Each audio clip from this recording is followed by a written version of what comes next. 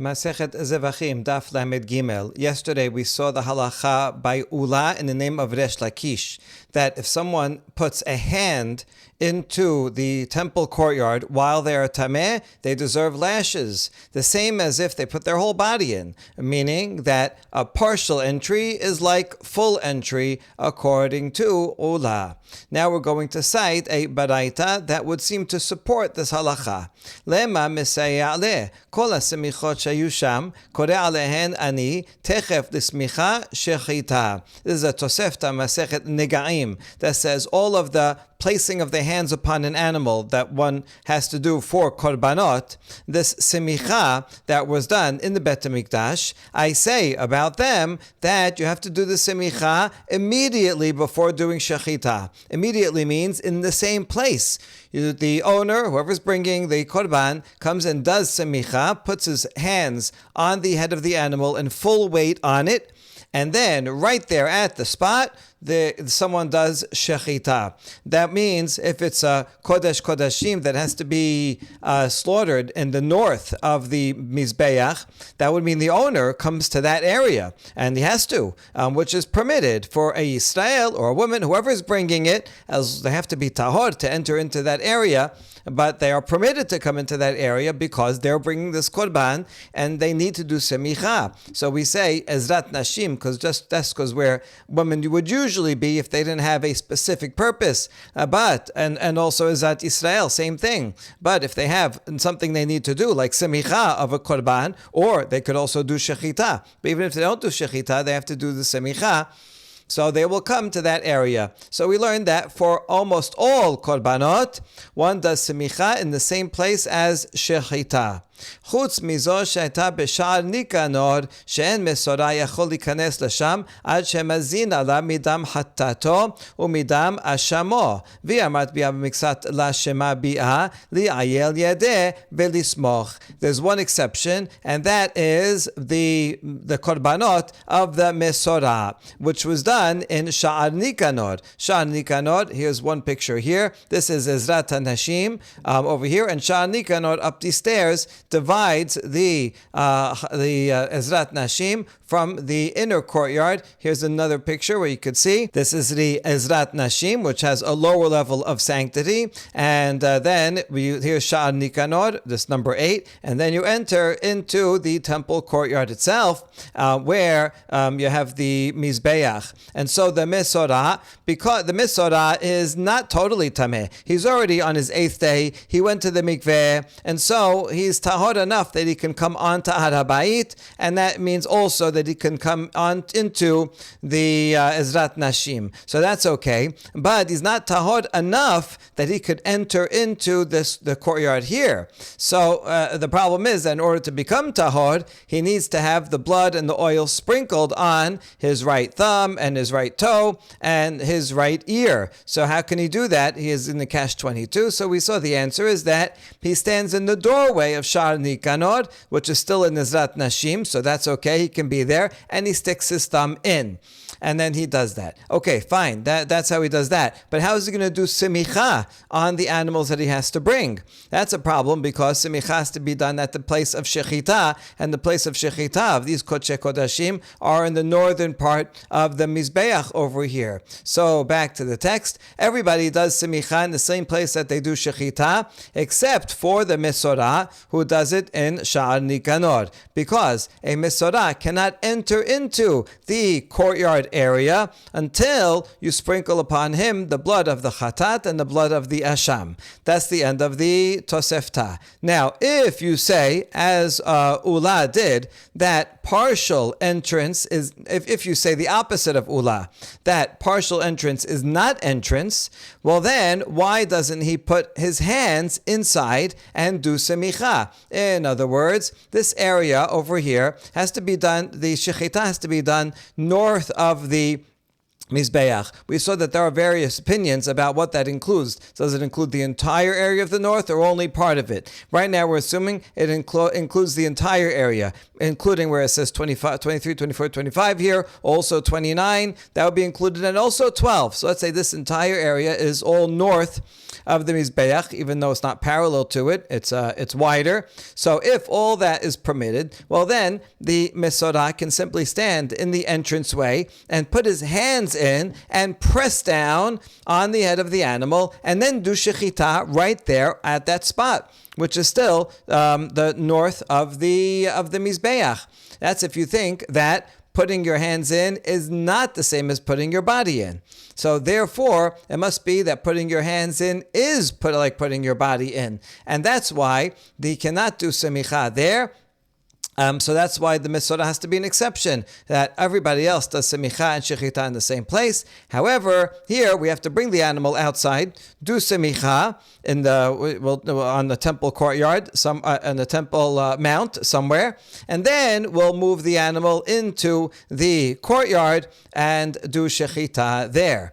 If you would disagree with Ula, then you could do it in Sha'anikanor. But obviously, putting your hands in is a problem, and therefore has to be done in a separate place. Isn't that a good proof for Ula? Amar Rav Yosef, Hamani, Rabbi Yosef, Rabbi Yehuda, Damar, Merachak Safon. Rav Yosef responds that this is not a good proof because this baraita could be the opinion of Rabbi Yosef, Rabbi Yehuda, who said that the northern section is far from the gate. In other words, they say that the area 12 over here is not included, rather only the part that's further west. This is west. Only part that's further west is included. That has to be done there. And so this is a long ways off. There's no way that he could reach from the gate all the way until where the Mizbeach is. And so since it's that opinion, that's why standing in Sha'anikanor and putting his hands in would not be sufficient. But it actually could be that putting a part of your body in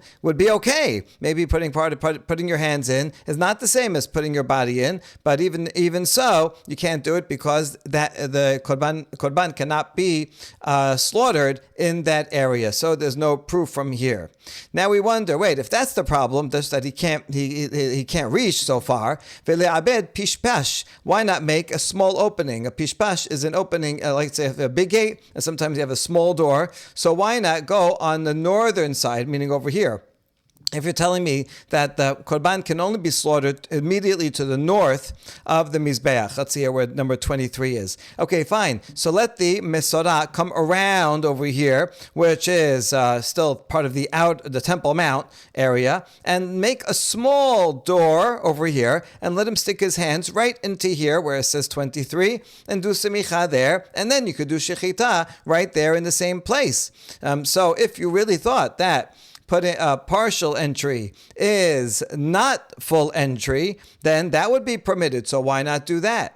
And the answer to that is that Abaye v'Ravad amre tarvehu hakol b'chtav miyad Hashem alai hiskil et kol malachot hatabnit, quoting the pasuk in Divrei Amim that says, all in writing, as Hashem has made me wise by His hand upon me, even all the works of this pattern. There's a reference to all of the architecture of the Bet HaMikdash was already revealed to King David, and you can't change anything. That's it. You can't just add a doorway because you feel like it, because it's convenient. And so that's the reason why he doesn't go to the north and stick his hands in. But therefore there's no proof from here. It could be that really if there was a door, he could put his hands in. That's not the problem. There is no door and it's too far away, and therefore he has to do semicha far away from the place of shechita. Amar Rav Yosef, Kol asomech rosho v'rubo machnis, ma'itama kol kocho ba'inan, hilkach la efshar. Or another version of Rav Yosef's answer is that this baraita is not a proof for Ula. It could very well be that putting just a part of your body in would be permitted. It's not like putting your whole body in. And so therefore, yes, that's why it's okay for the Mesorah to put his thumb in so that he can get blood dabbed on his thumb. That's permitted. Just part of your body is okay.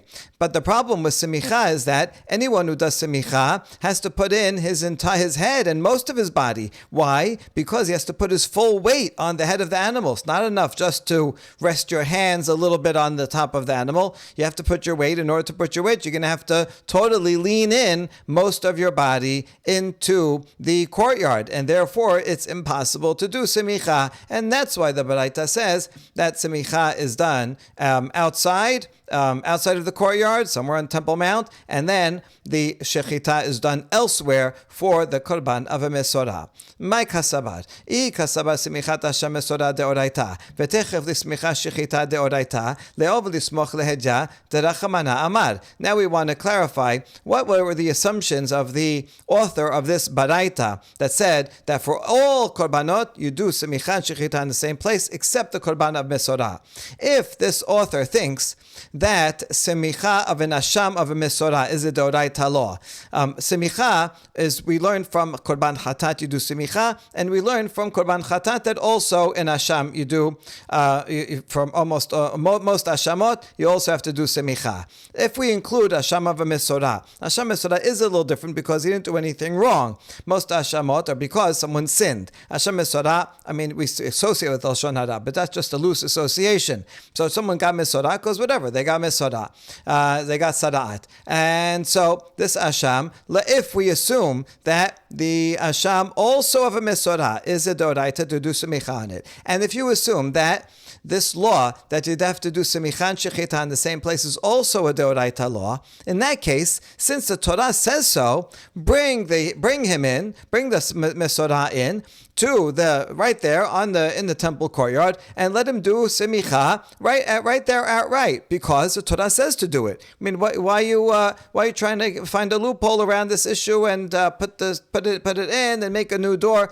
If both of these are deoraita laws, then the Torah says it's allowed. So you have nothing. You have what to rely on. What are you worried about? Amar Rav Ada bar Matana gezer Hashem yarbe bipsiot. Rav Ada bar Matana says, indeed, you're right. On the deoraita level, a mesorah, even though he's not 100% pure, and generally someone in that state cannot come into the courtyard, but the Torah says he has to. Fine, so he's allowed to on the deoraita level. However, midrabanan, we say, you know what, don't do it, because we're afraid that he might take an extra step. He's only allowed there so that he can do semicha. That means he has to take exact number of steps to the animal, do semicha, and immediately go out. If he takes one step out of the way, then he's going to be chayav for being impure in the courtyard. So we're afraid that he's going to take a step out of line, and therefore the rabbis say we don't want to deal with this. Just do semicha outside, and we'll bring the animal inside.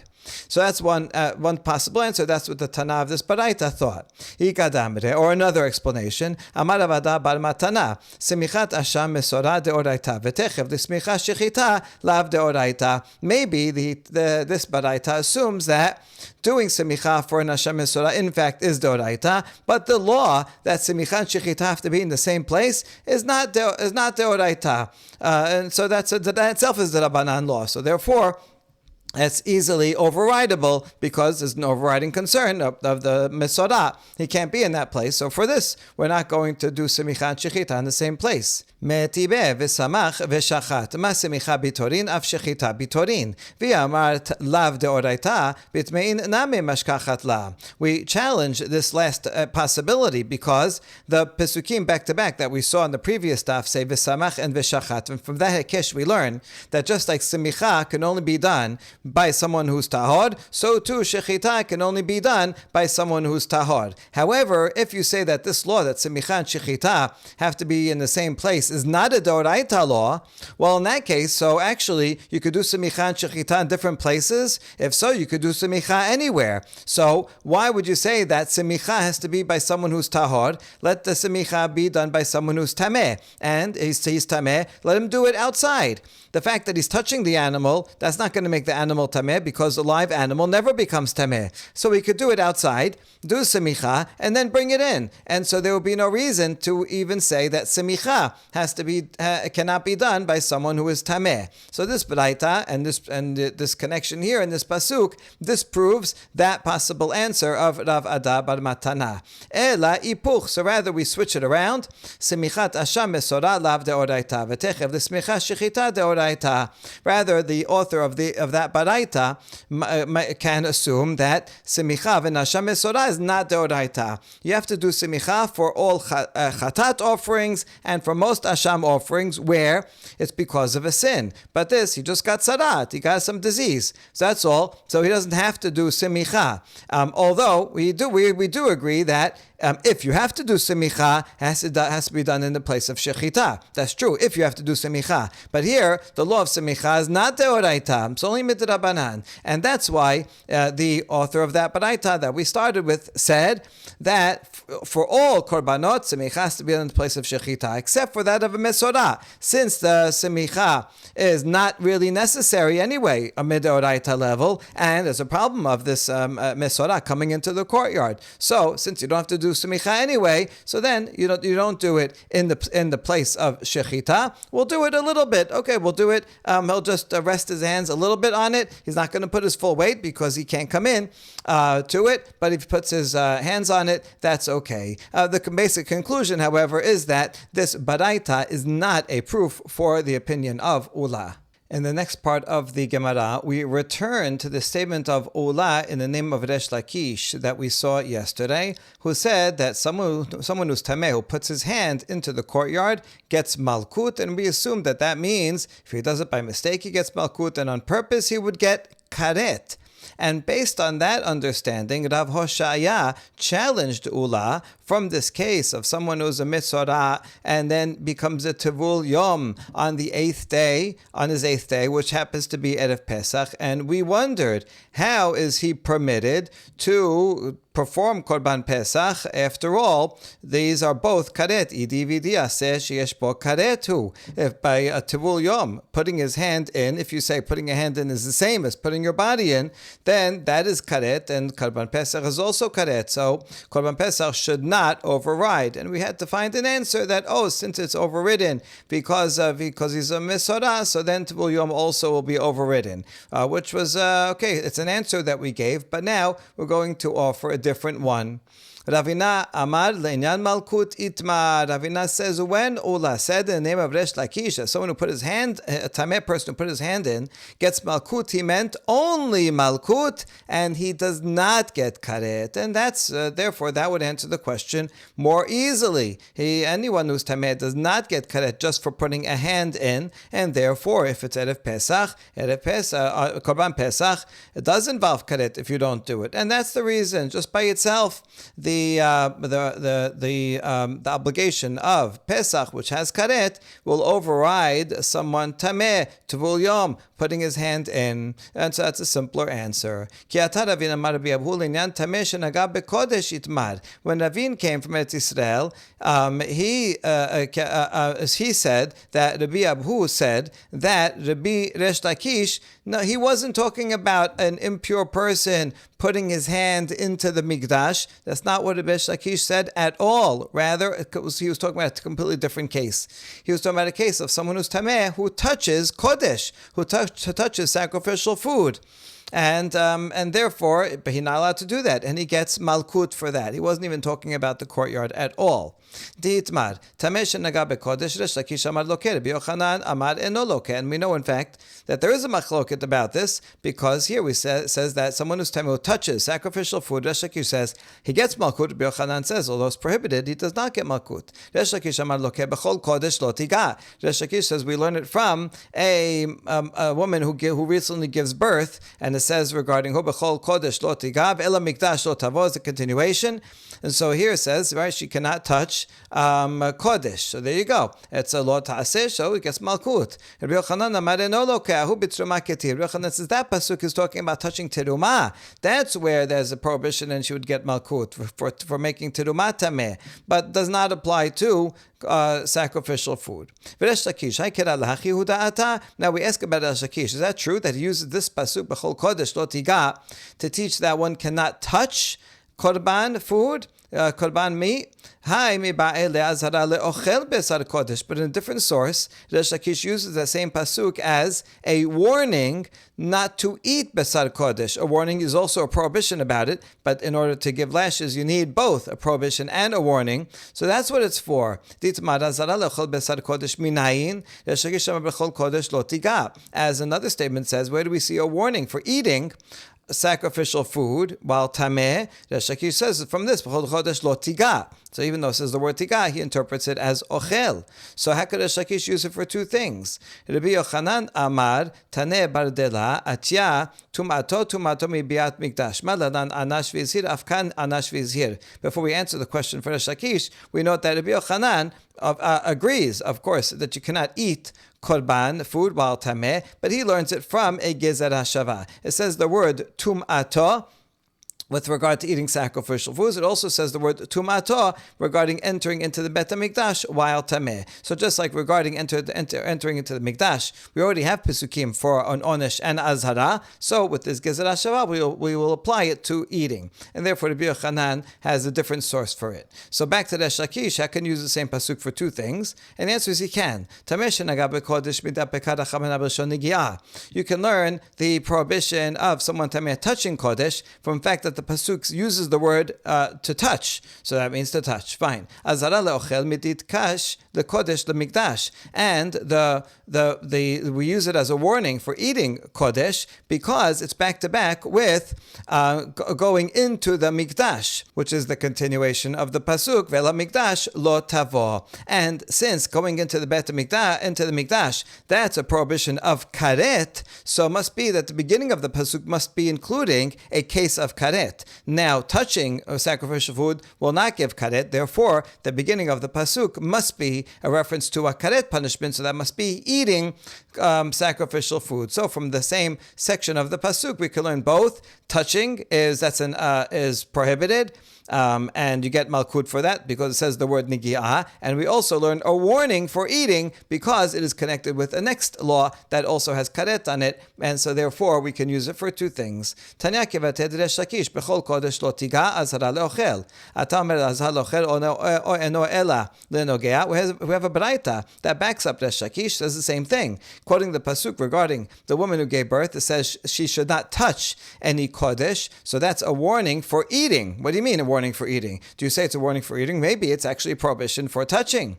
Talmud bechol kodesh lo tiga ve'ela mikdash lo tavo. Makish kodesh lo mikdash ma mikdash davar sheyesh bo netilat neshama av kodesh davar sheyesh lo netilat neshama. But so the continuation of the pasuk that says, and she shall not come into the mikdash. So we see that we're comparing kodesh and mikdash, meaning doing something to the kodesh food to entering the mikdash. Just like entering the mikdash is a punishment of taking life, meaning karet, so too the prohibition of kodesh has to be something for which one is liable to karet. If it's just touching, that's not liable to karet. Ela ba'achila. So therefore, it must be a warning regarding eating. So the Braita shows that yes, indeed, it is a warning for eating. But then why use the word kodesh lo tiga? So that's to show that there is also a prohibition about touching. Baruch Adonai le'olam. Amen ve'amen.